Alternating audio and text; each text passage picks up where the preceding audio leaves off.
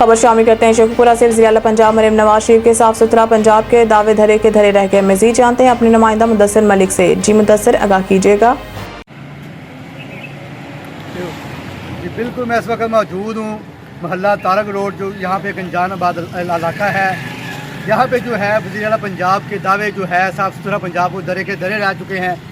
मेरे साथ एक शहरी मौजूद है, आइए इनसे जानते हैं कि आज सफाई के हवाले से ये आलम है यहाँ पे, ये क्या कहेंगे। जी बताइएगा, क्या कहना चाहेंगे सफाई सुथराई के हवाले से। देखिए, कई बार कंप्लेन कर चुके हैं, कोई आता ही नहीं है, ना कोई मसला, इतनी गंदगी इतनी बदबू है, ना मच्छरों की बहुत आम है, ठीक है ना। कई बार कंप्लेन की है, लेकिन आते हैं देख के चले जाते हैं, ठीक है।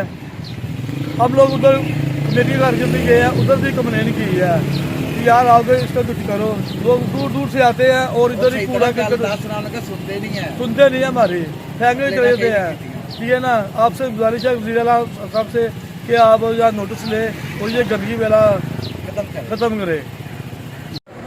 कूड़े की वजह तो कूड़ा कुण जे चुकते शहरी जेडे बाबू बीमार हो रहा जी, तो कोई नहीं जे पुछदा, कभी उधर टोर छड़े कभी परा टोर छड़े।